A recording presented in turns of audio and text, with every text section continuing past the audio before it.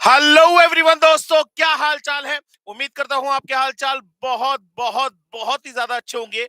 आज दोस्तों हमारा सेशन नंबर 3 है और सेशन नंबर 3 में आज जो हम रैपिड फायर क्वेश्चन सीरीज में प्रैक्टिस करने वाले हैं वो सेशन 1 और सेशन 2 के जो कंबाइंड टॉपिक्स हैं उनके ऊपर क्वेश्चंस करने वाले हैं।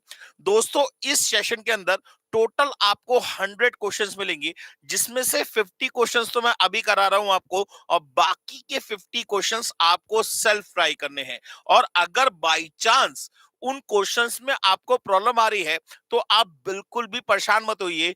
इसका रिकॉर्डेड लेक्चर जो है वो आपको कल यूट्यूब पे लाइव मिल जाएगा। तो दोस्तों आज के सेशन में हम सेशन 1 और सेशन 2 को कंबाइन करके क्वेश्चंस करने वाले हैं दोस्तों। और इस सेशन के अंदर जो हम टॉपिक कवर करेंगे वो कवर करेंगे, पहला रेशियो प्रपोर्शन, दूसरा टाइम वैल्यू ऑफ मनी, तीसरा ब्लड रिलेशन, चौथा स्टैटिस्टिकल डिस्क्रिप्शन ऑफ डेटा, पांचवा indices. Time value of money पहले हो चुका है।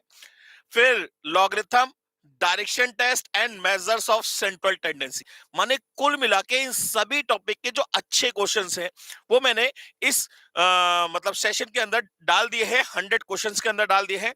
और इन क्वेश्चंस को करने के बाद आपका जो कॉन्फिडेंस लेवल है वो बहुत अच्छे लेवल पे, हाई लेवल पे होने वाला है दोस्तों। तो आज के सेशन में हम लोग शुरुआत करते हैं अपना सेशन नंबर 3 का क्वेश्चन नंबर फर्स्ट।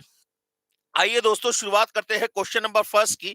बहुत ध्यान से, तसल्ली से देखिएगा, लेकिन वीडियो को देखने से पहले वीडियो को लाइक जरूर कर दीजिएगा ताकि यूट्यूब वालों को पता लगे हाँ जो ये वीडियो है ये एक अच्छी वीडियो है, एक मेहनत कश बंदे की वीडियो है, ताकि उसको वो प्रमोट कर सके। क्योंकि लाइक के बिहाफ पे ही, सर इसको कैमरे को अपोजिट कर दीजिएगा, लाइक के बिहाफ पे ही यूट्यूब जो है वो एनालाइज करता है कि कौन सी वीडियो का कंटेंट ज्यादा अच्छा है और कौन सी वीडियो का कंटेंट कम अच्छा है। तो आप प्लीज वीडियो को लाइक करते रहिएगा। चलिए शुरुआत करते हैं क्वेश्चन नंबर फर्स्ट की।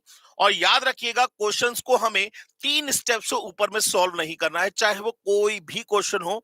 3 स्टेप से ऊपर में हमें क्वेश्चन को सॉल्व नहीं करना है। सारे क्वेश्चंस के बेसिक भी आपको बताता हुआ चलूंगा। सारे क्वेश्चंस में आपको कोई भी फॉर्मूला, कोई भी शॉर्ट ट्रिक लगाने की जरूरत नहीं है। बिल्कुल भी परेशान मत होइएगा। अगर आज तक आपने कोई भी तैयारी नहीं करी है तो सिर्फ और सिर्फ ये 12 सेशन अगर आप तैयार कर लेते हैं तो यकीन मानिए आपके 60 प्लस मार्क्स तो कहीं नहीं गए। 100% श्योरिटी मैं रिटन पेपर पर दे सकता हूं कि 60 प्लस मार्क्स आपके पेपर में आएंगे ही आएंगे। इस बात के लिए गारंटी लिख के दे सकता हूं मैं आपको। आइए दोस्तों क्वेश्चन नंबर फर्स्ट की शुरुआत करते हैं। कह रहा है there were 200 employees in an office in which 150 workers are married. Total male employees were 160, out of which 120 were married. What was the number of female unmarried employees. ये question किसका है सर? ये क्वेश्चन है statistical description of data का। माने यहाँ पे एक डेटा गिवन है और आपको उसे बाइफरकेट करके बताना है कि कितनी फीमेल अनमैरिड एम्प्लॉइज यहाँ पे काम करती है। तो टोटल कितने वर्कर्स है सर? 200। इसको हम क्वेश्चन को करेंगे ट्री सिस्टम से। यहाँ टोटल वर्कर्स कितने हो गए? 200। इसको हम दो कैटेगरी में डिवाइड कर लेते हैं, एक मेल और एक फीमेल। इनको भी दो कैटेगरी में डिवाइड कर देते हैं, एक मैरिड और एक अनमैरिड। ठीक है ना? इसको भी दो कैटेगरी में, मैरिड और एक अनमैरिड। ठीक है ना? अब वो कह रहा है there were 200 employees in an office in which 150 workers are married. माने अगर मैं आपसे बात करूं तो इन दोनों का सम आपको 150 गिवन है। इन दोनों का सम 150 गिवन है तो इन दोनों का सम कितना होगा? 50 होगा, क्योंकि टोटल वर्कर्स कितने हैं? 200 है सर। ठीक है ना? वो कह रहा है total male employees were 160। Total कितने मेल एम्प्लॉइज हैं? 160 मेल एम्प्लॉइज। यहां लिख लेते हैं 160। तो ये कितने होंगे? 40। वो कह रहा है out of which 120 were married. माने इसमें से 120 मैरिड है। 120 मैरिड है तो 40 क्या होंगे? अनमैरिड होंगे। ठीक है ना? अब ये 40, ये 50, तो ये कितना होगा? 10। ये 10, ये 40, तो ये कितना होगा? 30। अब वो क्या पूछ रहा है? What was the number of female unmarried employees. Unmarried employees female कितनी है सर? 10 है। तो आंसर कितना हो गया? 10 हो गया। अनमैरिड फीमेल एम्प्लॉयज कितनी है सर? 10 है, तो इसका आंसर क्या होगा? 10 होगा। निखिल जी बिल्कुल सही आंसर दिया आपने। चलिए अब नेक्स्ट क्वेश्चन की बात करते हैं दोस्तों। Question number second, the income of A and B are in the ratio 3:2, माने ए की इनकम और बी की इनकम का रेशियो दे रखा है 3:2। वो कह रहा है and their expenditures are in the ratio 5:3, माने expenditure of A upon expenditure of B आपको दे रखा है 5:3। वो कह रहा है इफ ई सेव रुपीज 1500, माने saving of A is equals to saving of B is equals to rupees 1500। ठीक है ना? वो कह रहा है then the B's income is, तो बी की इनकम बता रहा पूछ रहा है। अब देखिए मेरी बात को समझिएगा, इस क्वेश्चन को आप चाहे तो इस क्वेश्चन को चाहे तो आप मैथमेटिक्स से भी सॉल्व कर सकते हैं, चाहे तो इस क्वेश्चन को आप ऑप्शन से भी सॉल्व कर सकते हैं। पहले हम इसे मैथमेटिक्स से सॉल्व करते हैं, फिर उसके बाद हम बताएंगे कि इसको ऑप्शन से कैसे सॉल्व किया जाएगा। वर्बली सॉल्व हो जाएगा सर, इसमें कोई टेंशन वाली बात नहीं है, बिल्कुल भी टेंशन मत लीजिएगा। अब अगर हम ए की इनकम को माने 3x तो बी की इनकम हो गई 2x, ए के एक्सपेंडिचर को माने 5y तो बी का एक्सपेंडिचर हो गया 3y। अब इनकम माइनस एक्सपेंडिचर क्या होता है? इनकम या इनकम में से सेविंग माइनस कर देंगे तो कितना आ जाएगा? एक्सपेंडिचर निकल आएगा। तो 3x minus 1500 upon 2x minus 1500, और रेशो कितना आना चाहिए? 5:3। तो एक्सपेंडिचर आना चाहिए भाई। इनकम में से सेविंग माइनस करी तो क्या निकल के आएगा? एक्सपेंडिचर निकल के आएगा। तो क्रॉस मल्टीप्लाई करके यहां से आपकी एक्स की वैल्यू निकल आएगी।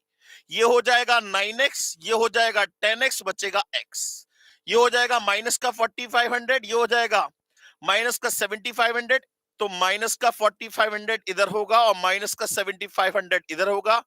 ये उठ के इधर जाएगा, प्लस का हो जाएगा। कुल मिला के कितना बचेगा? 3000। कुल मिला के कितना बचेगा? 3000, माने x की वैल्यू 3000। तो a की इनकम हो गई 9000 और b की इनकम हो गई 6000। आपसे पूछा है बीज इनकम इज, तो आंसर कितना होगा? 6000।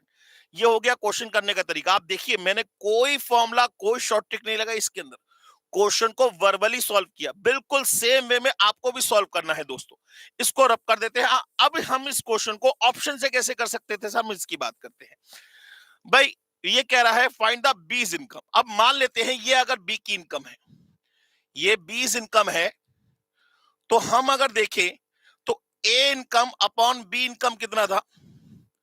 ये था 3:2। तो अगर मैं यहां पे 6000 रखता हूं तो ए की इनकम कितनी निकल आएगी?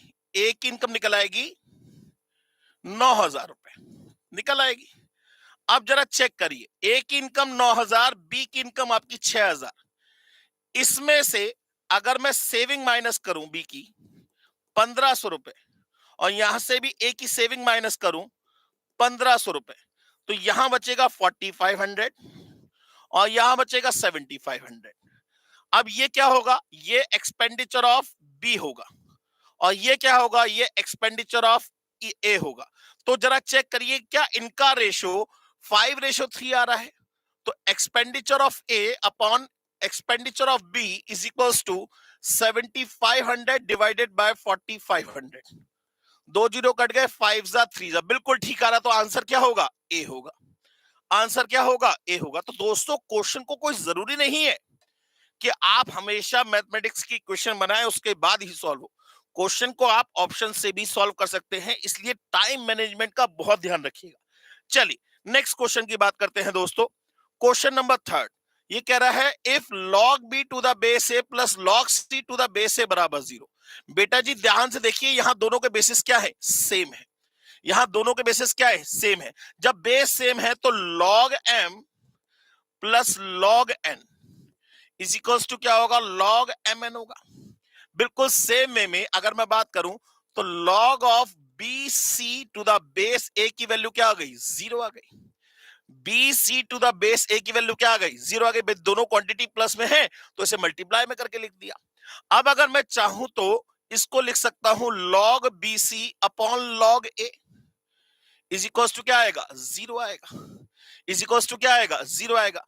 तो log BC upon log A की वैल्यू क्या आ गई? 0 आ गई। अच्छा अगर हम चाहे तो डायरेक्ट ये भी लिख सकते हैं कि BC की वैल्यू क्या होगी? A टू द पावर 0 के बराबर होगी। BC की वैल्यू क्या होगी a to the power 0, a to the power 0 का मतलब क्या हो गया 1, किसी की पावर 0 की वैल्यू क्या होती है 1, तो यहां पे क्या आएगा BC बराबर 1। BC बराबर 1 कब हो सकता है, जब B और C क्या होंगे एक दूसरे के रेसिप्रोकल होंगे, तभी ऐसा होगा। निखिल जी बिल्कुल ठीक आंसर है आपका। जब B और C क्या होंगे एक दूसरे के रेसिप्रोकल होंगे तो आपका आंसर क्या आएगा BC बराबर 1 आएगा। बात समझ में आ गई। यहां से देख लीजिए B बराबर कितना आ जाएगा 1/C आ जाएगा। चलिए नेक्स्ट क्वेश्चन की बात करते हैं। क्वेश्चन कह रहा है a person wants to lease out a machine costing ₹5 lakh. अच्छा ये क्वेश्चन हम कर चुके हैं, ये लास्ट सेशन में हम कर चुके हैं सेम क्वेश्चन। लेसर के लिए क्या था, ये फेवरेबल था, ठीक है ना। लेकिन फिर भी अगर चाहते हैं आप तो मैं दोबारा करा देता हूं। वो कह रहा है person wants to lease out a machine costing ₹5 lakh for a 10 year period. It has a fix rental of ₹51,272 per annum payable annually starting from the end of the period. अगर ये स्टार्टिंग ऑफ द पीरियड होता तो ये annuity due का question होता दोस्तों, लेकिन starting from the end of the period कह रहा है तो उसमें हमें कोई दिक्कत नहीं है। ये एक रेगुलर एन्युटी का क्वेश्चन है, ठीक है ना। एन्युटी कितने की है 51,270। और अगर हम कहें तो एसेट की वैल्यू कितनी है, वैल्यू ऑफ एसेट कितनी है 5 लाख रुपए। और ये मशीन की लाइफ कितनी है 10 साल की है। रेट ऑफ इंटरेस्ट कितना है 10% का है। तो ये पूछ रहा है बताइए किसके लिए फेवरेबल है। तो हम क्या करेंगे इस एन्युटी की प्रेजेंट वैल्यू निकाल लेंगे और वो चेक करेंगे 5 लाख से अगर कम आई, 5 लाख से अगर कम आई तो लेसर के लिए फेवरेबल होगी, और 5 लाख से ज्यादा आई तो वो लेसी के लिए फेवरेबल होगी। बात समझ में आ गई। तो हम क्या करेंगे यहाँ प्रेजेंट वैल्यू ऑफ एन्युटी निकालेंगे which is equal to R into A sub N at the rate of I. तो यहाँ पे ए बराबर कितना हो गया, आर कितना है 51,272 इंटू ए कितने पीरियड के लिए 10 पीरियड के लिए। रेट ऑफ इंटरेस्ट कितना है 10%, माने 10/100 का मतलब कितना आ गया 0.1। अब हमारा काम सबसे पहले इस वैल्यू को कैलकुलेट करने का होगा, इस वैल्यू को। तो ए सब 10 एट द रेट ऑफ 0.1 बराबर कितना होगा 1 माइनस 1.1 की होल पावर -10 डिवाइडेड बाय 0.1। ये वैल्यू आप कैलकुलेट करिए इंटू 51,272 करिए, चेक करिए कितनी वैल्यू आ रही है। अगर वो 5 लाख से कम आई तो वो लेसर के लिए फेवरेबल होगा, और 5 लाख से ज्यादा आई तो वो लेसी के लिए फेवरेबल होगा। तो आंसर क्या होगा, it is favourable for lessee क्या होगा बेटा, फेवरेबल फॉर होगा, ठीक है ना। फेवरेबल हाँ 31,050 3,50,000 कितनी आ रही है एक सॉरी 3,15,000 3,15,044 रुपए आ रही है। ये वैल्यू निकल के आ रही है। ये माने एसेट की वैल्यू हमारे हिसाब से कितनी होनी चाहिए, लेसर के हिसाब से कितनी होनी चाहिए 3,15,044 रुपए होगी, तब जाके उसको ये इंस्टॉलमेंट देनी पड़ेगी। इसका मतलब 5 लाख की चीज वो 3 लाख में लेके आ रहा है 3,15,000 में। तो क्या हुआ, ये लेसर के लिए क्या हुई फेवरेबल हुई, सॉरी लेसी के लिए क्या हुई फेवरेबल हुई, और लेसर के लिए क्या हुई ये अनफेवरेबल हुई, ठीक है ना। नेक्स्ट क्वेश्चन की बात करते हैं। कह रहा है ये देखिए प्रपोर्शन का क्वेश्चन है। क्वेश्चन कह रहा है the third proportion to 9 and 12। तो थर्ड नंबर पे कह रहा है, तो थर्ड नंबर पे हमने क्या रख लिया x रख लिया। तो 9/12 बराबर क्या होगा 12/x होगा। तो x की वैल्यू कितनी आ गई 144/9 का मतलब कितना आ गया 16। ये किसका हो गया प्रपोर्शन का क्वेश्चन हो गया। नेक्स्ट क्वेश्चन की बात करते हैं दोस्तों। वो कह रहा है sum was invested for 3 years as per compound interest and the rate of interest for first year is 9% and for the second year it is 6% and for the third year it is 3% respectively. Find the sum if the amount in the 3 years is ₹550।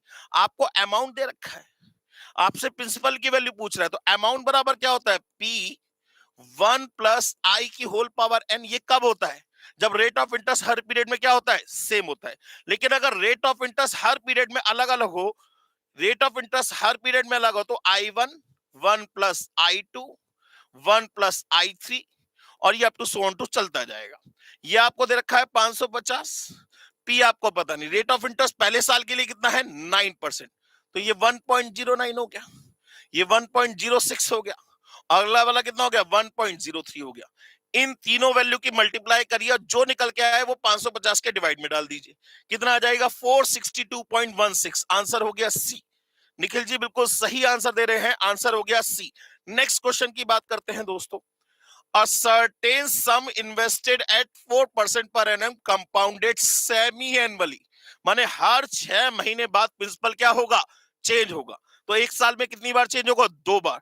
2 साल में कितनी बार change होगा, 4 बार। 3 साल में कितनी बार change होगा, 6 बार। इस type से जब, और क्या कह रहा है, the rate of interest is 4% per annum. पूरे साल के लिए रेट ऑफ इंटरेस्ट कितना है, 4%। तो आधे साल के लिए क्या होगा, रेट को आधा कर देंगे।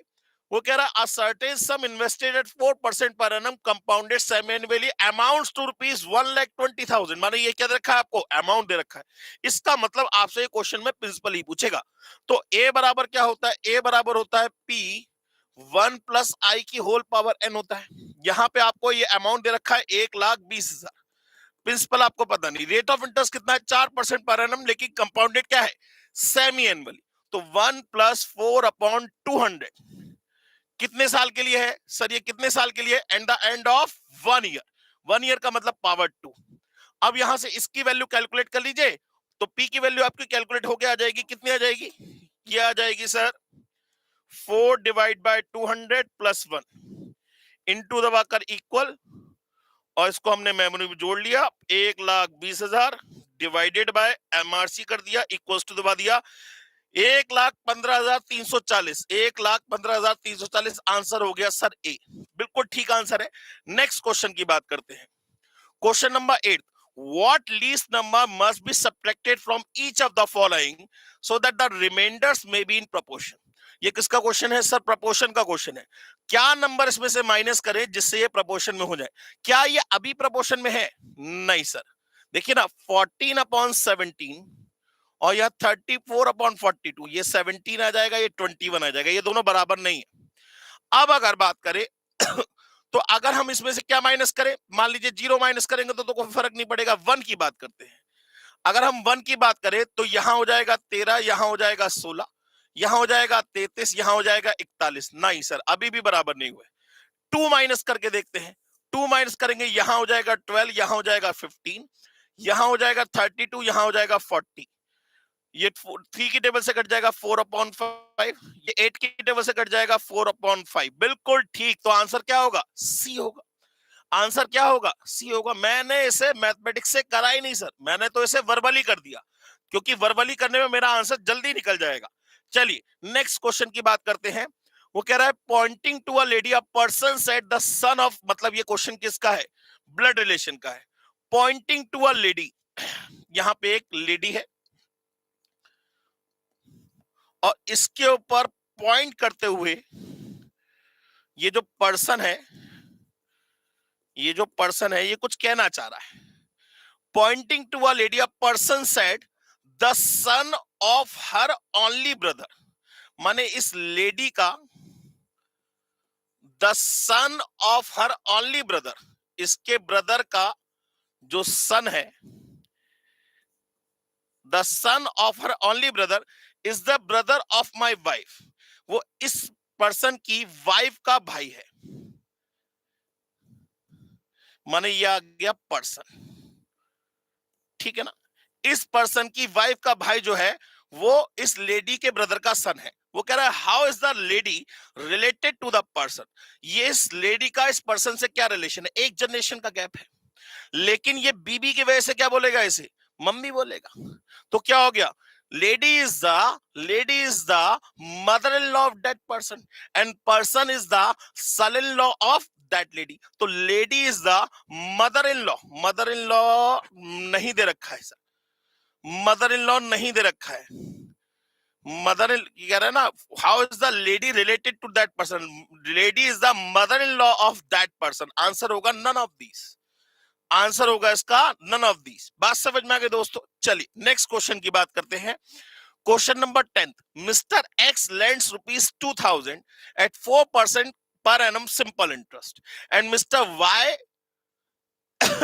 लैंड होगा, यहाँ पे mister Y lends ₹3,000 at 4% per annum simple interest to mister Z. ठीक है साहब। वो कह रहा है, find the rate of interest on the whole sum. वो पूछ रहा है, बताइए टोटल कितना रेट ऑफ इंटरेस्ट हुआ।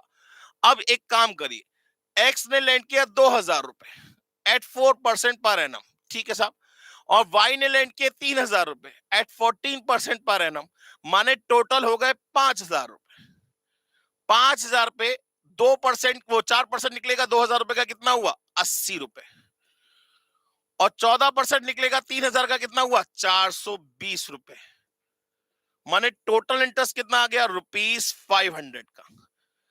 5,000 पे कितने का इंटरेस्ट आ रहा है, 500 रुपए का इंटरेस्ट आ रहा है एक साल में। तो रेट ऑफ इंटरेस्ट कितना होगा, सीधे सीधे 10% दिख रहा है हमको। आंसर क्या होगा 10%। क्वेश्चन करने का तरीका समझ लीजिए। क्वेश्चन में कोई भी फॉर्मूला नहीं अप्लाई किया है, देख लीजिए आप। क्वेश्चन को हमने वर्बली पढ़ा और वर्बली आंसर दे दिया। ये तब हो सकता है जब आपके कॉन्सेप्ट बिल्कुल ट्रांसपेरेंट हो। और कॉन्सेप्ट ट्रांसपेरेंट नहीं है तो बिल्कुल मत घबराइए। करते करते करते करते आपको बहुत सारी चीजें समझ में आ जाएंगी, मैं समझाऊंगा आपको, बिल्कुल भी परेशान होने की जरूरत नहीं है। चलिए दोस्तों, नेक्स्ट क्वेश्चन की बात करते हैं। वो कह रहा है प्रिंसिपल है 5,000, रेट ऑफ इंटरेस्ट है 15%, टाइम है 4 to the power 4.5 ईयर होगा। ये 4.5 ईयर होगा।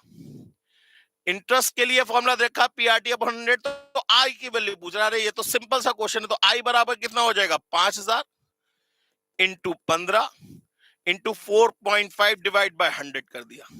ये 2 जीरो से 2 जीरो कट गए। इसको मल्टीप्लाई कर लीजिए, क्या आंसर आ जाएगा 50 इंटू 15 इंटू 4.5, 3375। आंसर हो गया सर ए। आंसर क्या हो गया सर, ए हो गया। नेक्स्ट क्वेश्चन की बात करते हैं। Question number 12, a man invested ₹12,000 at 10% per annum and another sum of money at 20% per annum। माने एक तो उसने 12,000 रुपए लगाए 10% पे, और कुछ पैसे और लगाए, वो 20% पे लगाए for 1 year. The total investment earn eight 14% simple interest. माने टोटल जो पैसा कमाया गया वो 14% का कमाया गया। तो वो कह रहा है द टोटल इन्वेस्टमेंट इज, अब देखिए टोटल इन्वेस्टमेंट देखिए 8,000 तो नहीं हो सकती, क्योंकि 12,000 तो यही लगा रखे हैं। हम 20,000 लेके चलते हैं। 20,000 में से दो पार्ट हो गए, एक तो 12,000 का और बाकी बचा आपका 8,000 का। अब हम इसे क्रॉस चेक करेंगे। 12,000 पे 10% का इंटरेस्ट मिला, कितना इंटरेस्ट मिल जाएगा 100-1200 रुपए का। कितने का 1200 रुपए का। और 8,000 पे कितने परसेंट का इंटरेस्ट मिला 20% का। इसका इंटरेस्ट कितना हो जाएगा 1,600 रुपए का। टोटल इंटरेस्ट कितना बन गया 2,800 रुपए का। इनके हिसाब से टोटल इंटरेस्ट कितना बनना चाहिए 14%। किसका 20,000 का। कितना हुआ 2,800, बिल्कुल मैच कर रहा है। तो आंसर क्या होगा बी होगा। आंसर क्या होगा बी होगा। आप देख रहे हैं मैंने इसमें किसी टाइप की कोई इक्वेशन नहीं बनाई दोस्तों। इस क्वेश्चन को मैंने वर्बली सॉल्व किया। वर्बली का मतलब कॉन्सेप्ट के बिहाफ पे। तो अगर आपका कॉन्सेप्ट ट्रांसपेरेंट है दोस्तों, तो आपको इसमें किसी टाइप की कोई दिक्कत नहीं आने वाली। चलिए दोस्तों, नेक्स्ट क्वेश्चन की बात करते हैं। Question number 13, simple interest is equals to रखा है 0.125 पी, माने पी माने प्रिंसिपल। तो एट 10% माने रेट ऑफ इंटरेस्ट दे रखा है 10%। तो आपसे पूछ रहा है टाइम बताइए कितना होगा। अब ऐसा ही बराबर क्या होता है पी आर, आर कितना है 10, टी हमें पता नहीं, अपॉन 100 बराबर रखा है 0.125 पी। ठीक है ना। पी से पी तो कैंसिल हो गया, ये जीरो कैंसिल हो गया। माने टी की वैल्यू कितनी आ गई 1.25 ईयर्स। 1.25 ईयर्स का मतलब एक साल कितने महीने, एक साल 25 महीने मत बोल दीजिएगा। इसका मतलब हुआ 1 ईयर तो पूरा, प्लस 0.25 को किससे इंटू करेंगे 12 मंथ से। तो इसका मतलब हो गया 1 ईयर प्लस 3 मंथ। आंसर क्या होगा अगर मंथ की फॉर्म में रखा होता तो 1 ईयर 3 मंथ। वैसे तो इसमें आंसर सीधे सीधे 1.25 आ गया। नेक्स्ट क्वेश्चन की बात करते हैं। वो कह रहा है what sum will the compound interest at 5% per annum for 2 year compounded annually is इतना। माने आपसे सीधे सीधे प्रिंसिपल की वैल्यू पूछ रहा है। आपको कह रहा है what sum will the compound interest, माने ये दे रखा है आपको क्या कंपाउंड इंटरेस्ट, ये अमाउंट नहीं दे रखा। ये आपको क्या दे रखा है कंपाउंड इंटरेस्ट। अब कंपाउंड इंटरेस्ट बराबर क्या होता है पी 1 प्लस आई की होल पावर n-1। ये आपको दे रखा है 3280। पी हमें पता नहीं। रेट ऑफ इंटरेस्ट की बात, वो रेट ऑफ इंटरेस्ट कितना गिवन हमें 5%। कंपाउंडेड क्या है एनुअली है। तो 1.05 की होल पावर कितने टाइम पीरियड के लिए 2 सालों के लिए -1। इसको सॉल्व कर लीजिए, पी की वैल्यू निकल आएगी। क्या करेंगे इसकी वैल्यू निकाल के इस 3280 के डिवाइड में डाल देंगे। हाँ जी सर, क्या हो जाएगा 1.05 इंटू दबाकर इक्वल -1 जो वैल्यू निकल के आई उसे मेमोरी में जोड़ लिया और 3280 डिवाइड बाय एमआरसी कर दिया, ये आ गया 32,000 रुपए। बिल्कुल ठीक आंसर है निखिल जी, बिल्कुल ठीक आंसर दिया आपने। नेक्स्ट क्वेश्चन की बात करते हैं। वो कह रहा है which one of the following is not a central tendency, कौन सी इसमें से वैल्यू है जो सेंट्रल टेंडेंसी नहीं है। मीन डेविएशन ये एक डिस्पर्सन है, मीडियन ये एक सेंट्रल वैल्यू है, अर्थमेटिक मीन ये एक सेंट्रल वैल्यू है, मॉड ये भी एक सेंट्रल वैल्यू है, ये एक पोजिशनल एवरेज है, ये एक पोजिशनल एवरेज है, ये एक कैलकुलेटिव एवरेज है या मैथमेटिकल एवरेज कह सकते हैं, कैलकुलेटिव एवरेज और ये क्या है, एक फ्रीक्वेंटली एवरेज है। ठीक है ना, बात समझ में आ गई। तो इसमें से कौन सा सेंट्रल वैल्यू नहीं है, मीन डेविएशन एक सेंट्रल वैल्यू नहीं है। नेक्स्ट क्वेश्चन की बात करते हैं। Question number 16, if total frequencies of three series are 50, 60 and 90 and their means are 12, 15 and 20। हालांकि इस टाइप का क्वेश्चन हम लास्ट क्लास में कर चुके हैं, लेकिन दोबारा कर लेते हैं। अब तीन सीरीज है, एक को मान लिया x, एक को मान लिया y, एक को मान लिया z। ये है 50 नंबर ऑफ, यहां दे रखे, ये नंबर ऑफ ऑब्जर्वेशंस, ये 50, ये 60, ये 90, और इनके अर्थमेटिक मीन गिवन है आपको 12, 15 और 20। तो हम क्या करेंगे, सबसे पहले सम निकालेंगे। इनका सम हो जाएगा 600, इनका सम हो जाएगा 900, इनका सम हो जाएगा 1800, टोटल सम हो जाएगा इन तीनों का सम 18, 9, 27 से 3300, और टोटल नंबर ऑफ ऑब्जर्वेशन कितने हो गए, 90, 50, 150, 200। तो आंसर कितना आ जाएगा, 16.5। आंसर कितना आ जाएगा, 16.5। नेक्स्ट क्वेश्चन की बात करते हैं। कह रहा है A son B is married with C, as son B is married with C, माने सी एक फीमेल पर्सन होगी। हुज सिस्टर दी, अब देखिए हुज इज अ कीवर्ड। मैं आपको बता दूं, हु और एंड का केस आपको क्वेश्चन में जरूर मिलेगा। पेपर में एक क्वेश्चन ऐसा जरूर आएगा जो हु और एंड पे डिपेंड होगा। देखिए मैं आपको समझाता हूं। अगर कहीं एक स्टेटमेंट लिखा है Ram is brother of Lakshman and husband of Sita, तो देखिए यहां पे क्या है, ये जो एंड है, ये जो एंड है ये कीवर्ड है। देखिए यहां पे तीन पार्टी है, फर्स्ट पार्टी ये, सेकंड पार्टी ये, थर्ड पार्टी है। जब कभी भी इस टाइप का कोई सेंटेंस आए तो यहां पे एंड एक कीवर्ड का काम करता है। इस कंडीशन में आपके पास तीन पार्टी अवेलेबल होंगी हमेशा, फर्स्ट, सेकंड एंड थर्ड। जब कभी भी एंड आएगा तो हम हमेशा सेकंड पार्टी को कट कर देंगे, यहां से बिल्कुल कट कर दीजिए। अब जरा देखिए लिखा होगा Ram is husband of Sita, मतलब ये कहना चाह रहा है Ram is husband of Sita, माने एंड के केस में, एंड के केस में हमेशा सेकंड पार्टी को कट किया जाएगा, और हु के केस में हमेशा फर्स्ट पार्टी को कट किया जाता है। ठीक है ना, तो हम यहां पे देखिए, ये हो गई A son B is married to C, ये हो गई सी फर्स्ट पार्टी। ठीक है ना, who sister is D, who sister D is married to F, माने सी की सिस्टर जो डी है, सी की सिस्टर जो डी है वो किससे मैरिड है, वो एफ से मैरिड हुई। वो किससे मैरिड हुई, एफ से मैरिड हुई। माने इसमें हमने यहाँ पे ही हमारी सेकंड पार्टी हो गई, ये हमारी थर्ड पार्टी हो गई, और ये पूरा जो हो गया ये हमारी फर्स्ट पार्टी हो गई। तो हमने क्या करा, फर्स्ट पार्टी को कट कर दिया और यहां से हु शब्द कट कर दिया। तो C sister D is married to E, sorry F नहीं, ई। ठीक है ना, द ब्रदर ऑफ बी, ठीक है ना, married to E, the brother of B, जो कि किसका भाई है, बी का भाई है। यहां पे जरा ध्यान से देखिएगा, यहां पे जरा ध्यान से देखिएगा, इसकी सिस्टर जो डी है वो ई से मैरिड हुई है, और जो कि किसका भाई है, बी का भाई है। ठीक है ना, ये हम आपके हैं कौन शुरू हो चुकी है, माने इसके भाई ने इसकी सिस्टर से शादी करी है। यहां पे हम आपके हैं कौन शुरू हो चुकी है। ठीक है ना, बात समझ में आ गई होगी आपको।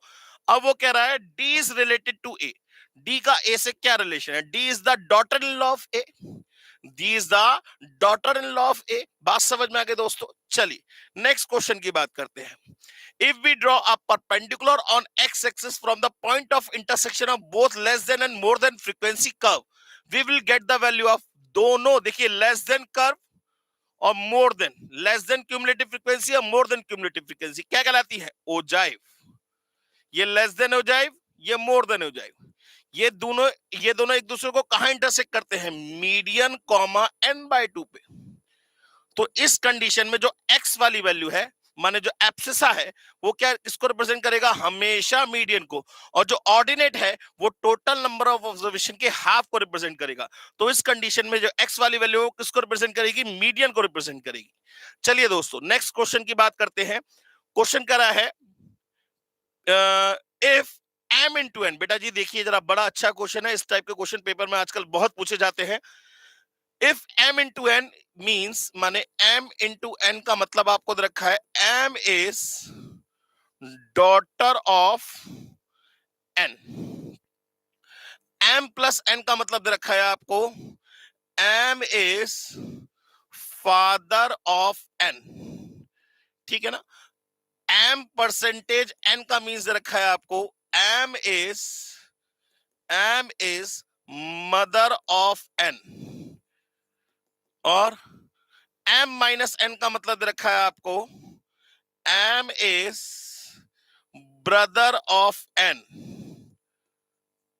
ठीक है ना?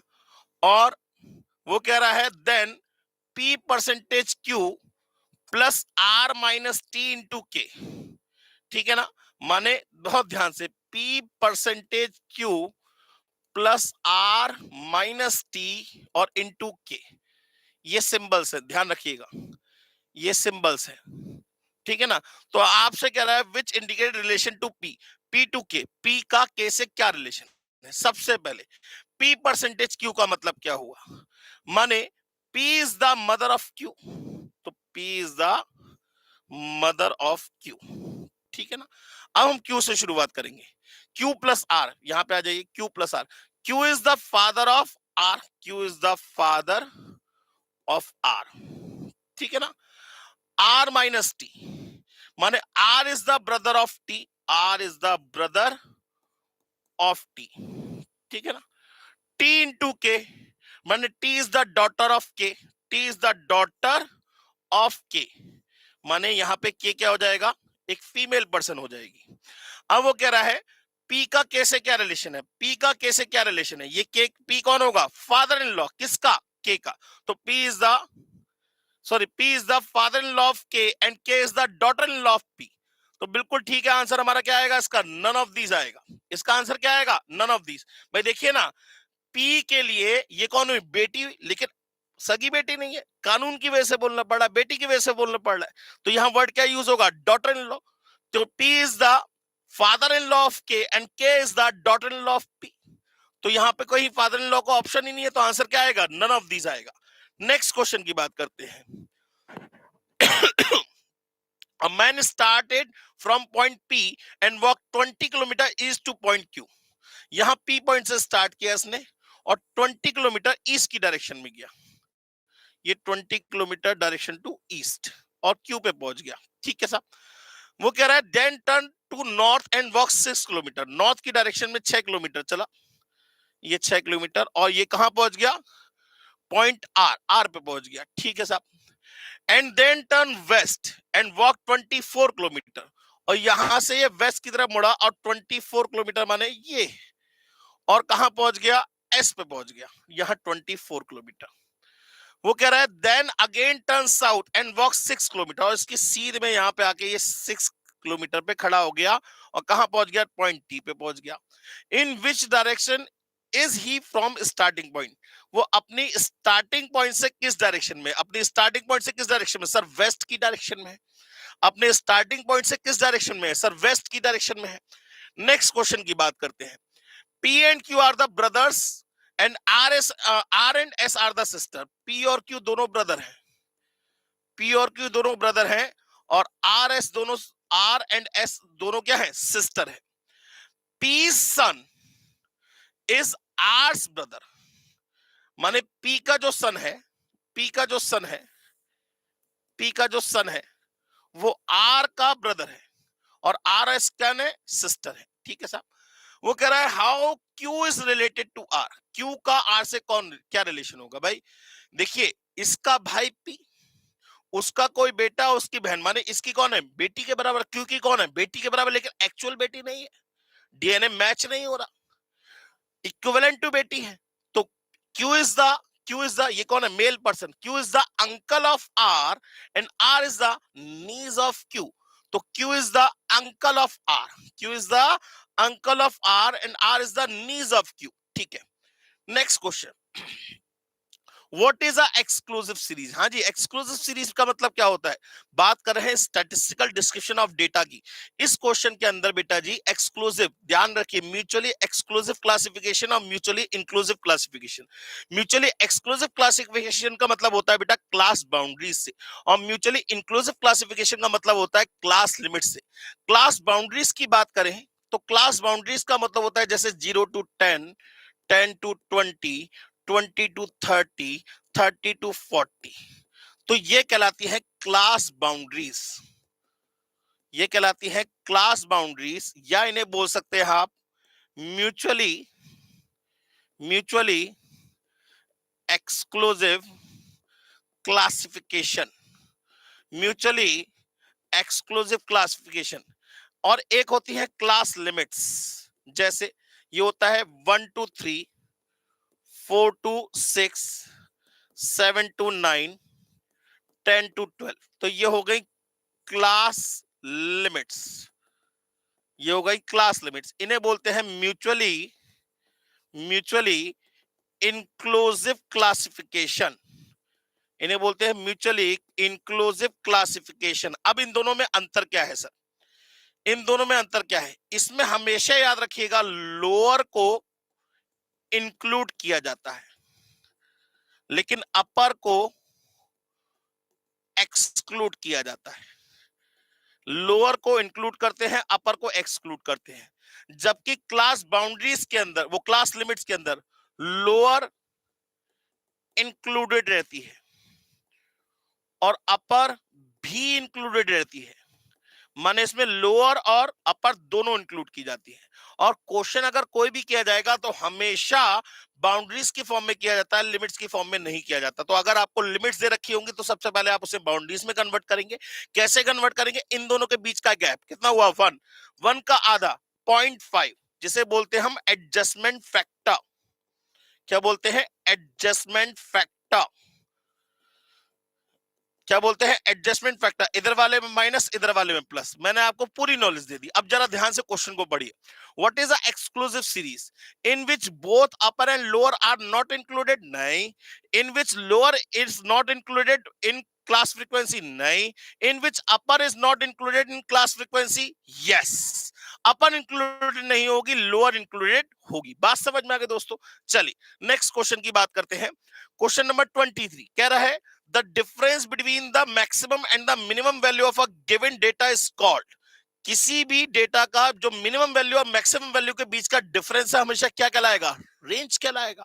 भाई आप कभी भी किसी भी शॉप पे जाते हैं तो सबसे पहले शॉपकीपर आपसे क्या पूछता है, जैसे आपको एक मोबाइल परचेज करना है तो कहता है सर आपकी रेंज क्या है, तो आप कहते हैं दिखाओ भैया कोई भी। तो दिखाने का मतलब ये होता है, वो कहता है भाई मेरे पास तो 200 रुपए से लेके 2 लाख रुपए तक का फोन है। अरे नहीं नहीं नहीं भैया कैसी बात कर दी, 2 लाख की बात क्यों करेंगे, 15-20 हजार, 25 हजार, 30 हजार का मोबाइल दिखाओ। तो मतलब वो आपकी रेंज पूछता है, आपकी रेंज कहां से कहां तक है, 15 हजार कम से कम, मैक्सिमम 30 हजार। तो हमेशा the difference between the maximum and the minimum value is known to be the range. पूरे डेटा की मिनिमम वैल्यू और मैक्सिमम वैल्यू के बीच के डिफरेंस को क्या कहते हैं दोस्तों, रेंज कहते हैं। बात समझ में आ गई दोस्तों या नहीं आई। सर ये क्वेश्चन की पीडीएफ कहां मिलेगी, नीचे डाउनलोड लिंक में चले जाइएगा, डिस्क्रिप्शन बॉक्स में इसकी डाउनलोड लिंक दे रखी है, वहां से आप पीडीएफ डाउनलोड कर लीजिए। ठीक है ना, 100 क्वेश्चन की डाउन पीडीएफ है बेटा जी।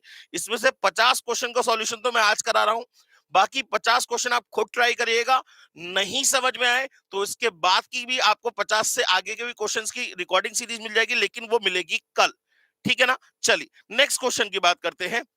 Question number 24, if class interval is 10 to 14, ये दे रखा है 10 to 14, 15 to 19, 20 to 24, ये क्लास इंटरवल है। अब मुझे जरा बताइए ये क्लास लिमिट से या क्लास बाउंड्री से? देखिए जरा दोनों के ये वैल्यूज क्या है, अलग अलग है। ये क्लास लिमिट्स है, माने इसमें लोअर भी इंक्लूड है और अपर भी इंक्लूड है, ठीक है ना। अगर मुझे इसे क्लास बाउंड्रीज में कन्वर्ट करना है तो इन दोनों का गैप कितना हुआ, 1, 1 का आधा कितना हुआ, 0.5, इधर वाले में माइनस इधर वाले में प्लस, माने 9.5 टू 14.5, 14.5 टू 19.5, 19.5 टू 24.5। अब वो कह रहा है देन द फर्स्ट क्लास क्या होनी चाहिए, 9.5 टू 14.5। ये पॉइंट, ये बीच में डिफरेंस का साइन है बेटा, तो आंसर क्या होगा, बी होगा।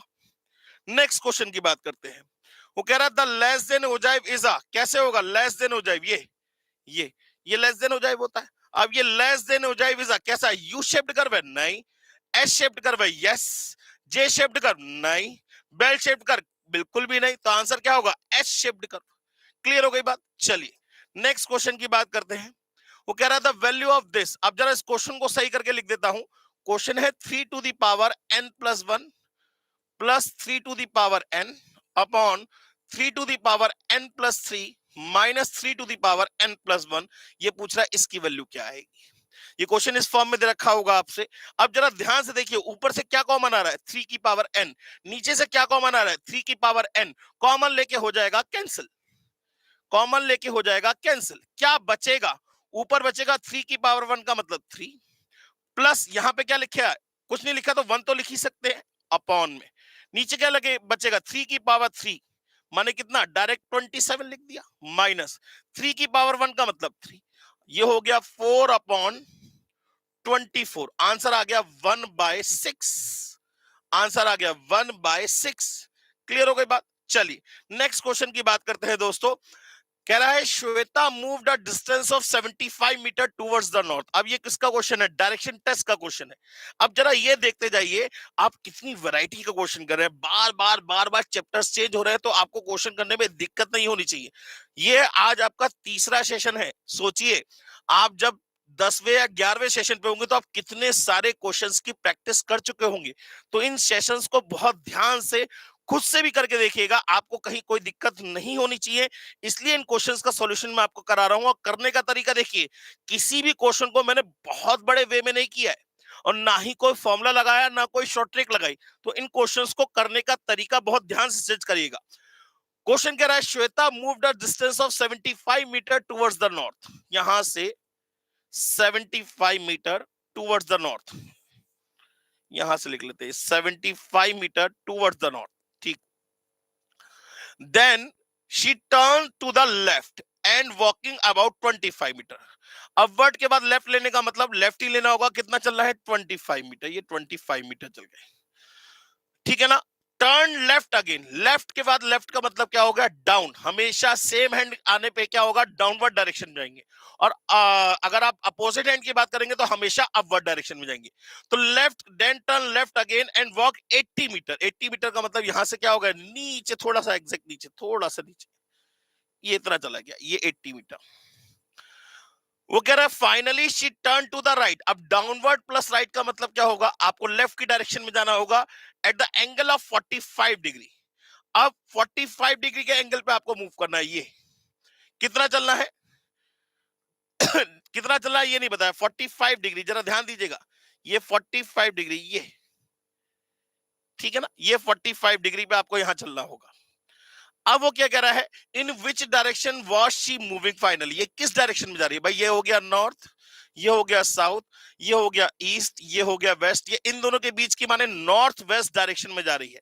आंसर हो गया डी, नॉर्थ वेस्ट डायरेक्शन। बेटा नॉर्थ वेस्ट होगा ना, साउथ वेस्ट क्यों होगा, नॉर्थ वेस्ट डायरेक्शन में जाएगी ना। यहां से 45 डिग्री के एंगल पे मूव किया। अब जरा देखिए ध्यान से, क्या रहा है, she turn to the right. Right का मतलब कहां जाना था, हमें एक्चुअली में लेफ्ट में जाना था। राइट का मतलब हमें कहा जाना था, हमें एक्चुअली में लेफ्ट में जाना था। तो जब लेफ्ट में जाना था तो उसके बाद 45 डिग्री एंगल बने, इस डायरेक्शन में आप 45 डिग्री का एंगल बनाओगे, बेस लाइन यहां पे लोगे और 45 डिग्री का एंगल बनाओगे। तो आंसर क्या आएगा, ये किस में जाएगा, नॉर्थ वेस्ट की डायरेक्शन में जाएगा। चलिए नेक्स्ट क्वेश्चन की बात करते हैं। The fourth proportional of 3, 5 and 21। तो फोर्थ नंबर पे हम एक्स रख लेते हैं और 3/5 बराबर 21/x रख लिया। तो x की वैल्यू कितनी आ गई, 7 5 35, 7 5 35। नेक्स्ट क्वेश्चन की बात करते हैं दोस्तों। क्वेश्चन कह रहा है an amount P becomes 5105 and 5203 after second year and fourth year respectively at 1% interest per annum compounded annually. तो वो पूछ रहा है बताइए कौन सा आंसर ठीक है। अब जरा देखिए ध्यान से, हम क्या करेंगे, इसकी इक्वेशन नहीं बनाएंगे, हमें प्रिंसिपल तो फाइंड करना है। तो हम क्या करेंगे, 4,000 रुपए में, ये देखिए रेट ऑफ इंटरेस्ट तो ये गिवन ही नहीं होने चाहिए, सिर्फ आपसे प्रिंसिपल की वैल्यू पूछ रहा है। तो 4,000 पे 1% का इंटरेस्ट निकाल के, माने 2 साल बाद की इसकी वो वैल्यू निकालिए, अमाउंट निकाल के देखिए। तो अगर मैं 4,000 प्रिंसिपल मान लेता हूं, तो 4,000 और 1 + 1/100 की होल पावर कितनी हो जाएगी, 2। जरा चेक करिए 5100.5 आ रहा है नहीं आ रहा है। तो 1.01 इंटू दबाकर इक्वल इंटू 4,000, नहीं सर ये नहीं आ रहा है, 4,080.4 आ रहा है। अच्छा अब ये 5,000 अप्लाई करते हैं, तो यहाँ 4,000 की क्या हो जाएगी, 5,000 की वैल्यू हो जाएगी। 4,000 की क्या आ जाएगा, की जगह क्या आ जाएगा, 5,000 आ जाएगा। तो 1.01 इंटू दबाकर इक्वल इंटू 5,000, बिल्कुल ठीक। लेकिन एक बार में सेटिस्फाई मत होइएगा, 4 साल बाद की वैल्यू भी आपको चेक करनी चाहिए। तो अब क्या करेंगे, 1 + 1/100 की होल पावर 4 और इंटू में 5,000, ये आना चाहिए 5100.5 और ये आना चाहिए 5203। जरा चेक करिए, 1.01 इंटू दबाकर 2 3 4 और इंटू 5,000, बिल्कुल ठीक, ये 5203 ही आ रहा है सर। तो आंसर क्या होगा, 5,000 होगा। मैंने इसमें देखा, मैंने कोई क्वेश्चन नहीं बनाई, मैंने इस क्वेश्चन को वर्बली सॉल्व किया, करने का तरीका समझ में आ गया। चलिए नेक्स्ट क्वेश्चन की बात करते हैं। Question number 30। One day Virat left home and cycle 10 metre southwards. अच्छा जी, जो विराट है उसने अपने घर को छोड़ा, माने ये अपने घर से चला, यहां से चला अपने घर से। वो कह रहा है one day Virat left home and cycle 10 metre southward, माने साउथ की डायरेक्शन में ये 10 मीटर इसने साइकिल चलाई, ठीक है साहब। एंड टर्न राइट, इसके बाद इसने राइट लिया, माने डाउनवर्ड में राइट लेने का मतलब लेफ्ट लेना पड़ेगा। एंड साइकिल 5 मीटर, और यहाँ पे ये 5 मीटर चला, यहाँ पे ये 5 मीटर चला, ठीक है ना। एंड टर्न राइट, अब दोबारा इसने राइट लिया, तो आप एक्चुअली भी लेफ्ट में चल रहे हैं, लेफ्ट के बाद राइट लेने का मतलब क्या हो गया, आपको अपवर्ड डायरेक्शन में जाना पड़ेगा। एंड साइकिल 10 मीटर, और यहाँ पे दोबारा यहाँ आके खड़ा हो गया 10 मीटर, ठीक है ना।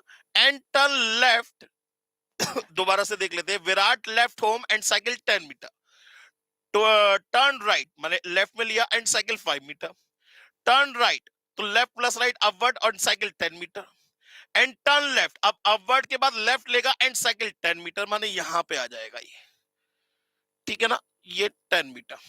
अब वो कह रहा है how many kilometres will he have to cycle to reach his home state, यहां से वो कितनी साइकिल चलाएगा जिससे वो अपने घर पे पहुंच जाए। तो 10 मीटर तो ये, 5 मीटर ये, 15 मीटर की साइकिल चलाएगा सिर्फ। कितने मीटर की साइकिल चलाएगा, 15 मीटर साइकिल चलाएगा और अपने सीधे घर चला जाएगा। किस डायरेक्शन में जाना पड़ेगा सर, वेस्ट की डायरेक्शन में जाना पड़ेगा, माने 15 मीटर अगर ये वेस्ट की डायरेक्शन में जाएगा तो ये अपने घर पहुंच जाएगा, ठीक है ना। चलिए नेक्स्ट क्वेश्चन की बात करते हैं। वो कह रहा है which ratio out of the following is greater, कौन सा रेशो बड़ा है। बेटा जी देखिए, रेशो पता करने के लिए ज्यादा दिमाग लगाने की जरूरत नहीं है, बहुत ध्यान समझिएगा। ये क्या है, ये है 1/3 रेशो 3 and 1/3, पहला पहला ऑप्शन बता रहा हूं आपको, और 3.6 रेशो 4.8। सबसे पहले तो ये हो गया 1/3 रेशो 10/3, माने ये आ जाएगा 1:10 का रेशो, और यहां अगर पॉइंट हटाएं तो ये 3 जा 4 जा, मतलब ये आ जाएगा 0.75, ये कितना आ गया 0.1। तो दोनों में से कौन सी वैल्यू बड़ी है सर, 0.75 बड़ा है, 0.1 छोटा है, ठीक है साहब। दूसरा 2 and 1/3 रेशो 3 and 1/3, क्वेश्चन कुछ गड़बड़ है। तो हाँ जी, वो कह रहा है ये बड़ा है, ये बड़ा है, तो ये बोथ आर इक्वल है, तो कौन सा होगा भाई, पहले वाले में ये वाला बड़ा है। ये क्वेश्चन पूरा अधूरा है, यहां से ये पूरा क्वेश्चन है यहां तक का।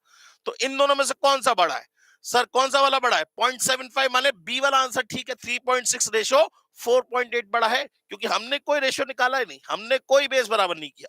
इसकी वैल्यू आएगी 0.1, इसकी वैल्यू आएगी 0.75, कौन सी वैल्यू बड़ी है सर, 0.75 बड़ी है, माने 3.6 रेशो 4.8 क्या होगा, ग्रेटर होगा इसकी बिहाफ पे। बात समझ में आ गई दोस्तों। चलिए नेक्स्ट क्वेश्चन की बात करते हैं। क्वेश्चन कह रहा है find the future value of the annuity of ₹1000 made annually for 7 years at interest rate 14% का per annum compounded annually given that. ये वैल्यू आपको गिवन है, ये किसकी वैल्यू गिवन है? 1.14 की होल पावर 7 की वैल्यू गिवन है 2.5023। तो देखिए आपसे फ्यूचर वैल्यू ऑफ एन्युटी पूछ रहा है। एन्युटी कितने की है आपकी? 1000 रुपए की। टाइम कितना है आपका? 7 साल का। रेट ऑफ इंटरेस्ट कितना आपका? 14% का। तो फ्यूचर वैल्यू ऑफ एन्युटी क्या होता है? That is equal to R into S sub N at the rate of I. तो यहां से फ्यूचर वैल्यू ऑफ एन्युटी बराबर कितना हो गया? आर कितना है? 1000 रुपए का। एस सब एन, एन कितना है? 7 years का। रेट ऑफ इंटरेस्ट कितना है? 0.14। अब जरा देखिए, सबसे पहला काम हमारा एस सब 7 एट द रेट ऑफ 0.14 की वैल्यू निकालना होगा। तो एस सब 7 एट द रेट ऑफ 0.14 बराबर क्या होगा? 1.14 की होल पावर 7 माइनस 1 अपॉन 0.14। तो ये वाली वैल्यू निकाल लीजिए और इसकी मल्टीप्लाई सीधे सीधे 1000 से कर दीजिए, आपका आंसर निकल आएगा। तो ये हो जाएगा 1 पॉइंट, देखिए इसकी वैल्यू हमें गिवन है तो हम इस गिवन वैल्यू का यूज करेंगे 2.5023। 2.5023 माइनस 1 डिवाइडेड बाय 0.14 और जो निकल के आएगा उसकी 1000 से मल्टीप्लाई कर दीजिए। ये आ गया 10,730। 10,730.7 आंसर ये आ गया। बात समझ में आ गया दोस्तों? चलिए नेक्स्ट क्वेश्चन की बात करते हैं। वो कह रहा है pointing to Gopi, Naini says I am the daughter of the only son of his grandfather. How is Naini is related to Gopi? अच्छा, पॉइंटिंग टू गोपी, इस गोपी मान लीजिए इसका नाम गोपी है। Pointing to Gopi, Naini says, यहां पे नैनी खड़ी हुई है, इसकी तरफ इशारा करते हुए ये नैनी कह रही है आई एम द डॉटर। ये जो नैनी है ये डॉटर है, ये नैनी हो गई। आई am the daughter of the only son, of the only son of his grandfather, इसके ग्रैंडफादर। तो गोपी के ग्रैंडफादर की अगर हम बात करें तो गोपी के ग्रैंडफादर माने 2 जनरेशन का गैप होगा। गोपी के ग्रैंडफादर का मतलब क्या हो गया? 2 जनरेशन का गैप हो गया। इसका कौन है? ओनली सन है। कौन? ये माने यहां पे ये इसका ओनली सन है। तो ओनली सन माने इसकी बेटी कौन होगी? यहां पे इस पर्सन की बात हो गई। ये जो पर्सन है और ये जो पर्सन है दोनों सेम हो गए। और इसकी सिस्टर कौन होगी? नैनी हो जाएगी। तो वो कह रहा है how Naini is related to Gopi. Naini is the sister of Gopi. Naini is the sister of Gopi. बात समझ में आ गई दोस्तों? चलिए next question, question number 34।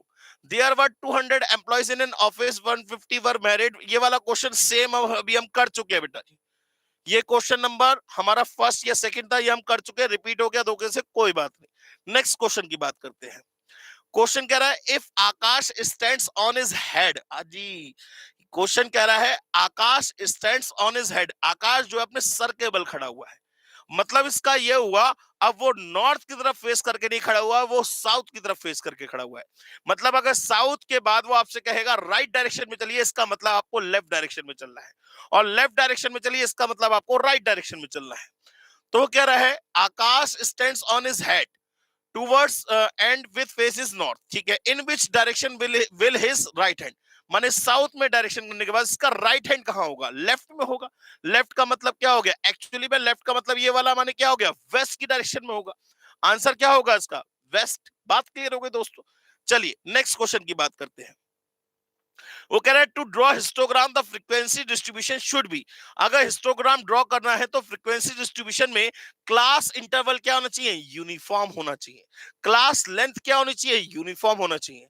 Size of the class क्या होनी चाहिए? इक्वल होनी चाहिए। बात समझ में गई? अगर ऐसा नहीं हुआ कि साइज ऑफ द क्लास या विड्थ ऑफ द क्लास या हाइट ऑफ द क्लास या क्लास लेंथ यूनिफॉर्म नहीं है, तो उस कंडीशन में हिस्टोग्राम को बनाने के लिए फ्रीक्वेंसी की जगह फ्रीक्वेंसी डेंसिटी का यूज किया जाता है।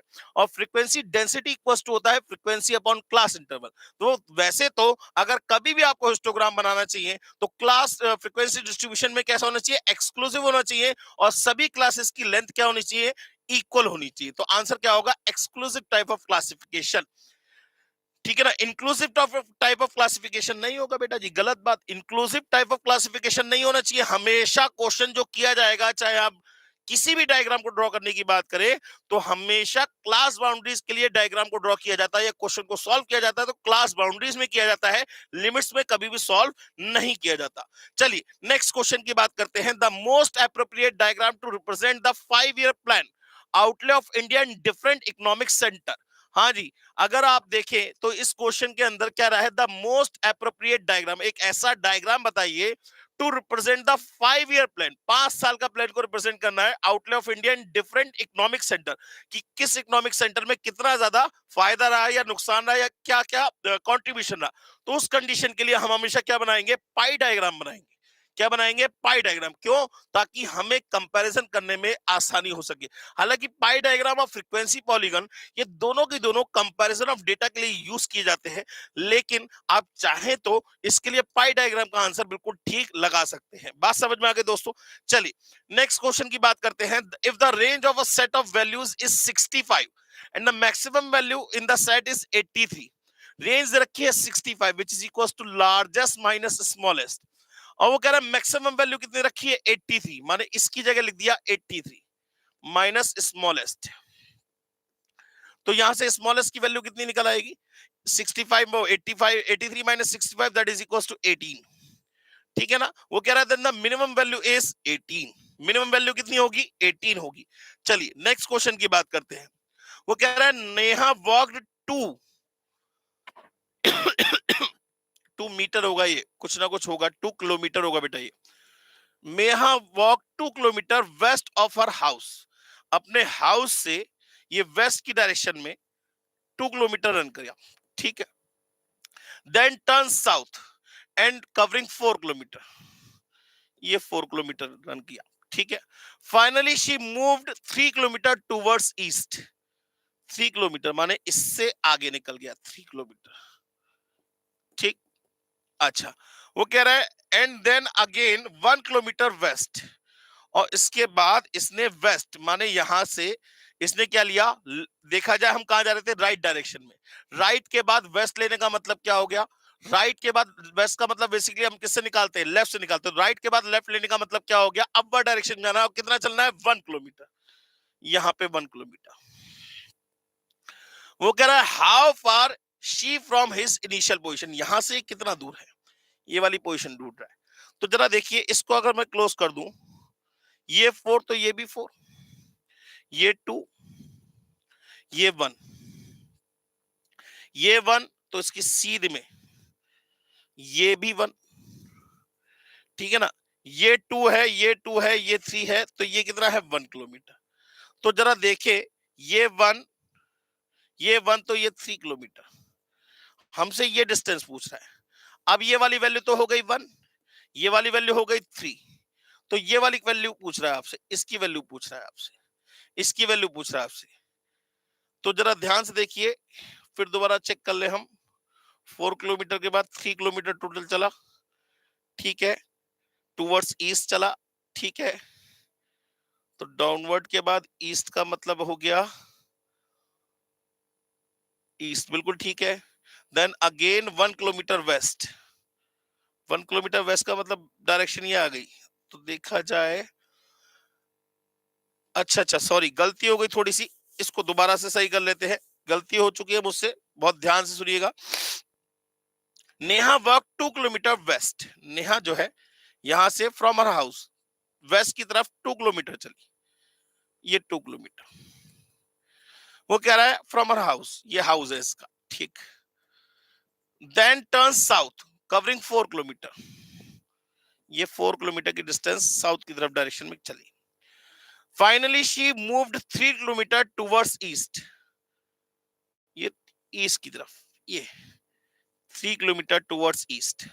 देन अगेन 1 किलोमीटर वेस्ट, माने बैक डायरेक्शन में 1 किलोमीटर यहां आके रुक गई। ये माने ये वैल्यू कितनी रह जाएगी, ये रह जाएगी 2 किलोमीटर की। तो ये इसकी सीध में आएगी, बिल्कुल ये इसकी क्या आएगी, सीध में आएगी। वो कह रहा है how far is she from initial point, ये अपने इनिशियल पॉइंट से कितनी दूरी पे है, 4 किलोमीटर की डिस्टेंस पे है। कितनी डिस्टेंस पे है, 4 किलोमीटर की डिस्टेंस पे है। बात समझ में आ गई। चलिए next question. Question number 40, if the nominal rate of growth is 17% and the inflation rate is 9%, माने ग्रोथ रेट दे रखा है आपको, ग्रोथ रेट दे रखा है आपको 17% पर एनम का, और इन्फ्लेशन रेट आपको दे रखा है माइनस, क्योंकि इन्फ्लेशन है तो कम होगा, -9% का, मतलब फाइनली 8% पर एनम का क्या होगा, ग्रोइंग पीरियड होगा, ग्रोइंग रेट होगा। बात समझ में आ गई। वो कह रहा है let P the gross domestic product amount at the present year, then the projected real GDP after 6 year, माने आपसे एक ही वैल्यू पूछ रहा है n equals to 6 पीरियड पे, ठीक है ना। तो a बराबर क्या हो जाएगा, P 1 + 8/100 की होल पावर 6, बस इसकी वैल्यू कैलकुलेट कर लीजिए, अपने आप आंसर निकल आएगा। तो ये हो जाएगा 8/100 + 1 इंटू दबा कर 2 3 4 5 6, यह आ गया a is equals to 1.5868 p, 1.5868, हाँ 1.587 कर सकते हैं, बात एक ही है, आंसर हो गया ए। बात समझ में आ गई दोस्तों। चलिए नेक्स्ट क्वेश्चन की बात करते हैं। क्वेश्चन नंबर 41, नेहा वर्कड 2, यहां किलोमीटर आएगा। सर ये क्वेश्चन रिपीटेड अभी पीछे कर चुके हैं, ये क्वेश्चन रिपीटेड है अभी पीछे कर चुके हैं। क्वेश्चन नंबर 42, वो कह रहा है इफ P अपॉन Q बराबर -2/3, P अपॉन Q बराबर कितना है, -2/3, तो आपसे कह रहा है 2P + Q upon 2P - Q की वैल्यू पूछ रहा है क्या आएगी। तो जरा देखिए, P की जगह -2 और Q की जगह 3 लगा दीजिए। क्यों? क्योंकि रेशो गिवन है, रेशो पूछा है, तो आप डायरेक्ट वैल्यू पुट कर सकते हैं। अगर रेशो गिवन है, रेशो पूछा है, तो आप डायरेक्ट वैल्यू पुट कर सकते हैं। हालांकि रेशो कभी नेगेटिव नहीं होता, रेशो कभी नेगेटिव नहीं हो सकता। हो सकता है ये क्वेश्चन गलत हो, लेकिन अगर हम मान के चले -2/3 है, तो रेशो गिवन है, रेशो पूछा है, तो हम डायरेक्ट वैल्यू लगा सकते हैं। माने P की जगह हम कितना लगाएंगे, -2, और Q की जगह कितना लगाएंगे, 3, तो ये हो जाएगा -4 + 3, और ये हो जाएगा -4 - 3, माने -1/-7, माइनस से माइनस कट गया, आंसर आ जाएगा 1/7। आंसर क्या आ जाएगा, 1/7। नेक्स्ट क्वेश्चन की बात करते हैं। कह रहा है इफ x बराबर 3 to the power 1/3 plus 3 to the power -1/3, then find the value of 3x³ - 9x। तो x बराबर 3 to the power 1/3 plus 3 to the power -1/3। अब जरा ध्यान से देखिए, a + b का होल क्यूब क्या होता है, that is equals to a³ + b³ plus 3ab और ब्रैकेट में a + b। ये इंडाइसिस का क्वेश्चन है सर, ठीक है ना। तो हम क्यूबिंग करेंगे अगर बोथ साइड पे, तो x³ बराबर कितना आ जाएगा, 3 की पावर 1/3 का क्यूब। मुझे जरा डायरेक्ट बताइए भाई, ये a ये b, अगर मैं कहूं तो ये पूरी वैल्यू a, ये पूरी वैल्यू b, a का क्यूब माने इसका क्यूब, 3 से 3 कैंसिल हो जाएगा, क्या बचेगा, 3 की पावर 1। तो मैं डायरेक्ट लिख सकता हूं, ये हो गया 3 की पावर 1, ये हो जाएगा 3 की पावर -1 का मतलब 1/3 प्लस 3ab। ये जरा देखिए, इन दोनों को अगर मैं मल्टीप्लाई करके लिखूं, 3 की पावर 1/3 इंटू 3 की पावर -1/3, तो इसका मतलब क्या होगा, ये दोनों बेस से में पावर ऐड हो जाएंगी। तो 3 की पावर 1/3 -1/3 कितना आ जाएगा, 3 की पावर 0, किसी की पावर 0 की वैल्यू क्या होती है, 1। चाहे ऐसे देख लीजिए, चाहे ये पावर नेगेटिव है, पॉजिटिव करने के लिए क्या ले आएंगे, अपॉन में ले आएंगे, तो भी ये कैंसिल आउट हो जाएगा, तो भी कितना आएगा, 1। माने कुल मिला के यहाँ पे ए बी का वैल्यू कितना आएगा, 1। और इस a + b की जगह कितना लिख सकते हैं, x। इस a + b की जगह कितना लिख सकते हैं, x।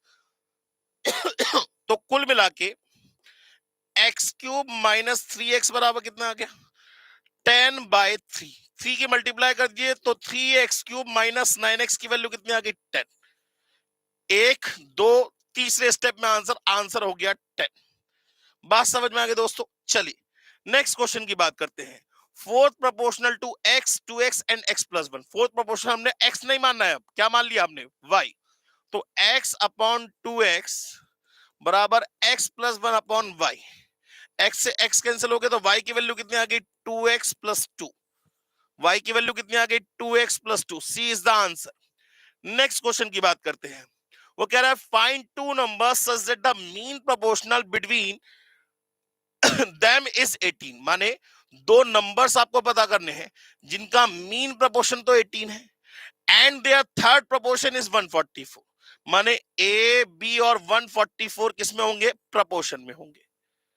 एक तो ये बात हो गई कि ये प्रपोर्शन में होंगे और एक बात ये हो गई कि ये प्रपोर्शन में होंगे। अब आप चेक करिए, देखिए अगर हम बात करें तो a अपॉन 18 बराबर 18 अपॉन बी, माने ए बी की वैल्यू कितनी आ गई? 324।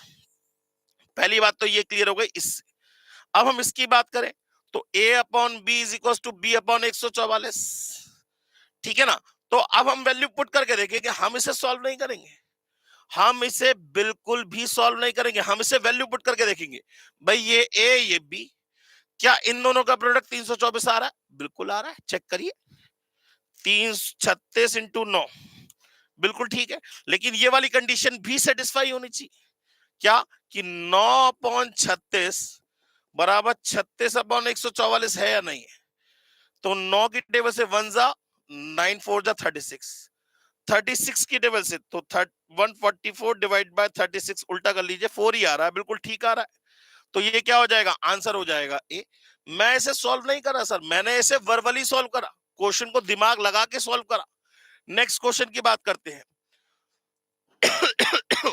कह रहा है A dollar B means A is the father of B, A hash B means A is the sister of B, यहां इज आएगा, A is sister of B, A star B means A is the daughter of B, A at the rate of B means A is the brother of B, which of the following indicates that M is the wife of Q. तो हमें हर एक statement को check करना पड़ेगा। अब जरा पहले statement की बात करते हैं। तो पहले तो क्यू डॉलर आर, माने क्यू डॉलर आर, तो Q is the father of R, Q is the father of R. R hashtag T, hashtag कहां गया? ये रहा। तो R is the sister of T, R is the sister of T. T at the rate M, at the rate M, तो T is the brother of M, T is the brother of M, ठीक है ना। T is the brother of M. अब क्या जरा check करिए, M is the wife of Q हो रहा है? नहीं सर, नहीं हो रहा, तो आंसर ए तो नहीं होगा। अब बी चेक करेंगे, अब बी चेक करेंगे। क्यू डॉलर आर, माने Q is the father of R, Q is the father of R, ठीक है।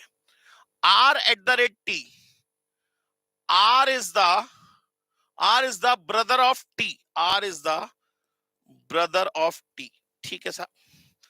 T hashtag M, T is the sister of, T is the sister of M, T is the hashtag के लिए ये ना, तो T is the sister of M, T is the sister of M. अच्छा, अब वो कह रहा है M is the wife of Q, नहीं सर ये भी नहीं हो पाएगा। सी चेक करते हैं। देखिए कुछ कुछ क्वेश्चन में आपको टाइम देना भी पड़ेगा, तो ये चीज सोच के चलेगा। क्यू डॉलर आर, तो Q is the father of R, Q is the father of R. R star T, ये लिखा है आर स्टार टी, तो R is the daughter of T, R is the daughter of T, तो T यहां पे आ गया, R is the daughter of T. T hashtag M, माने T is the sister of M, T is the sister of M, ठीक है साहब। वो कह रहा है M is the wife of Q, M is the wife of Q तो नहीं बनना, T is the wife of Q बनना है। टी हैशटैग एम का मतलब क्या हुआ? T is the sister of M, बिल्कुल ठीक। तो हमारा आंसर ये भी नहीं होगा, आंसर तो डी होगा। लेकिन एक बार चेक कर लेते हैं दोबारा से चेक कर लेते हैं। टी डॉलर आर, माने वो सॉरी क्यू डॉलर आर, तो Q is the father of R, Q is the father of R. R at the rate T, at the rate ये रहा, तो R is the brother of T, R is the brother of T, ठीक है। T star M, T star M का मतलब क्या हुआ? T star M का मतलब क्या हुआ? ये है, तो T is the daughter of M, T is the daughter of M. Daughter of M कब हो सकती है? जब एम इसकी कौन हो? वाइफ हो। तो वो कह रहा है which indicate M is the wife of Q, last वाला ही शो कर रहा है, तो आंसर क्या होगा? डी होगा। वैसे तो हम एबीसी तीनों चेक कर चुके थे। चलिए दोस्तों नेक्स्ट क्वेश्चन की बात करते हैं। Pointing to a girl, Sandeep said, माने ये संदीप नाम दे देते इस बंदे को, और ये जो है ये गर्ल की तरफ देखते हुए बोल रहा है, इसकी तरफ फिंगर रेस करते हुए बोल रहा है, हाँ जी, she is the daughter of the only, she is the daughter, माने इस पर लेडी को नाम दे दिया हमने, गर्ल को जी नाम दे दिया, तो G is the daughter, G is the daughter of the only sister of my father. इसके जो फादर है, माने संदीप के जो फादर है, संदीप के जो फादर है, उनकी जो ओनली सिस्टर है, उसकी ये डॉटर है। तो संदीप और गर्ल कौन हुए? कजिन्स हुए। वो कह रहा how is Sandeep related to the girl? Cousin हो गया। बात समझ में आ गई दोस्तों? चलिए नेक्स्ट क्वेश्चन की बात करते हैं। 48 लेस देन हो जाए एंड मोर देन हो जाए meets at the point known as median comma n by 2। Same question repeat हो गया sir, median comma n by 2 दोनों हो जाए वे एक दूसरे को कहां इंटरसेक्ट करते हैं? इनके respective median comma n by 2 पे। नेक्स्ट क्वेश्चन की बात करते हैं, क्वेश्चन नंबर 49। फिर वही क्वेश्चन है sir, A star B means A is the sister of B. A ये सारी वैल्यूज दे रखी है, वो कह रहा है which of the following meaning M is the maternal uncle of N. तो हमें चेक करना पड़ेगा पहला वाला m equals to p, माने m is the father of p, m is the father of p, p plus q, plus कहां गया? ये रहा। तो p is the brother of q, p is the brother of q, ठीक है। q star n क्या है? ये रहा। तो q is the sister of n, q is the sister of n, ठीक है। वो कह रहा है m is the maternal uncle of n। नहीं सर, यहां तो m जो है वो n के का कौन बन रहे हैं? फादर बन रहे हैं, तो आंसर ए तो नहीं है। अब बी की बात करते हैं, n star p, n star p माने n is the sister of p, n is the sister of p, p dollar q माने p is the mother of q, p is the mother of q, ठीक है। अच्छा q star m, तो q is the sister of m, q is the sister of m, ठीक है साहब। अब वो कह रहा है क्या होना चाहिए? m is the maternal uncle of n होना चाहिए। तो m is the maternal uncle of n नहीं हो रहा, n is the maternal aunt of m हो रहा है, ठीक है ना। तो आंसर सी भी नहीं हुआ। ये और चेक करना लास्ट वाला, नहीं तो फिर चौथा ऑप्शन तो आंसर होगा ही होगा। n प्लस p माने n is the brother of p, n is the brother of p, ठीक है ना। अच्छा p इक्वल्स टू q माने p is the father of q, p is the father of q, ठीक है।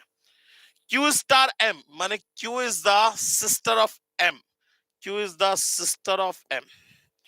अब m is the maternal uncle of n हो रहा है, m is the maternal uncle of n नहीं हो रहा, m इज द वो n is the maternal uncle of m हो रहा है, उल्टा हो रहा है। तो इस या तो स्टेटमेंट में कुछ गड़बड़ा है या फिर चौथा वाला जो ऑप्शन होगा वो इसका आंसर होगा। बात समझ में आ गई दोस्तों?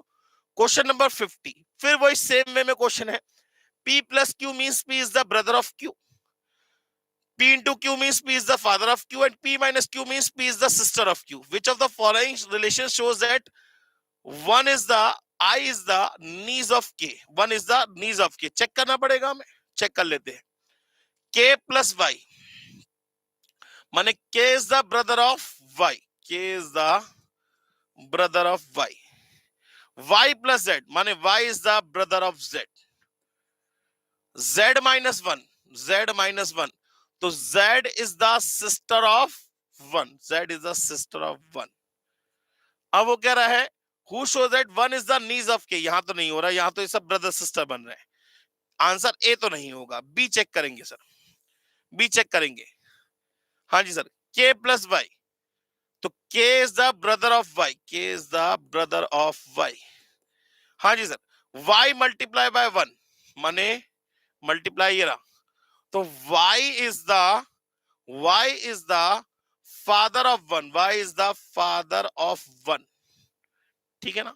1 माइनस z, 1 माइनस z माने 1 is the sister of z, 1 is the sister of z। अब वो कह रहा है one is the niece of के। हाँ जी सर, यही हो रहा है। यहाँ one is the niece of क्या हो रहा है, के हो रहा है, तो आंसर क्या हो गया, बी हो गया। आंसर क्या हो गया, बी हो गया। अब देखिए यहाँ पे आपके 50 के 50 क्वेश्चन हो गए दोस्तों खत्म। और देखिए बिल्कुल एग्जैक्टली 1 घंटे का टाइम पीरियड लगा। माने करते करते करते करते करते करते आपकी स्पीड अपने आप ही मेंटेन हो जाएगी। और इसके बाकी बचे हुए 50 क्वेश्चन जो है आप नीचे देखेंगे, तो इसके डाउनलोड लिंक के अंदर जो नीचे डिस्क्रिप्शन बॉक्स में डाउनलोड है उसके अंदर पीडीएफ फाइल्स में 100 क्वेश्चंस दे रखे हैं। तो बाकी के 50 क्वेश्चंस आप खुद प्रैक्टिस करिए। नहीं समझ में आएगा तो टेंशन मत लीजिएगा। क्यों? क्योंकि कल की क्लास माने कल जो है आपको बाकी के 50 क्वेश्चन की रिकॉर्डेड क्लास मिल जाएगी इसी चैनल पर। तो बिल्कुल भी घबराने की जरूरत नहीं है। बस एक ही काम करना है कि इस वीडियो को, इन सेशंस को सारे क्वांटिटेटिव वे में देखना है। और आपके लिए बहुत सारी चीजें मैं लेके आने वाला हूं एग्जाम पॉइंट ऑफ व्यू से। बिल्कुल भी घबराने की जरूरत नहीं है। अगर आपने कुछ नहीं किया है तब भी अगर आप सिर्फ इन सेशंस को कर लेंगे तो मैं गारंटी लिख के देता हूं कि 60 प्लस मार्क्स तो कहीं नहीं गए। अगर आपकी तैयारी, अगर आपने अभी तक कुछ नहीं करा, तब मैं कह रहा हूं 60 प्लस मार्क्स आपके आएंगे ही आएंगे। और अगर आपने तैयारी कर रखी है, आप चाहे मेरे पेड स्टूडेंट हो चाहे अनपेड स्टूडेंट हो, अगर आपने थोड़ी बहुत भी पढ़ाई कर रखी है तो इन 12 सेशंस को करने के बाद दोस्तों मैं गारंटी लिख के दे सकता हूं कि आपके 80 प्लस मार्क्स आने ही आने हैं, कोई नहीं रोक सकता। और जितने भी क्वेश्चंस करने हैं इनके अंदर हमें टाइम मैनेजमेंट कैसे सीखना है, ये इसके बारे में हम बात करेंगे। तो अब आप लोग नेक्स्ट सेशन का वेट करिए। और नेक्स्ट सेशन में क्या होगा, कौन कौन से सेशंस हमारे रहेंगे, उसमें सेशन नंबर 4 के अंदर मैंने आपको डिस्क्रिप्शन दे रखा था कि सेशन 4 के अंदर कौन कौन से आपके लेक्चर्स होंगे। वो हम नीचे डाउनलोड लिंक में जब जाएंगे ना, तो उसमें दे रखा है सेशन 4 में कौन कौन से टॉपिक आपको कवर करके लेके आने हैं। तो नेक्स्ट सेशन के अंदर नेक्स्ट जो हम आगे टॉपिक है, अपकमिंग टॉपिक्स है, उनको कवर करेंगे। और आज के लिए thank you very much, take care and bye bye. Thank you very much.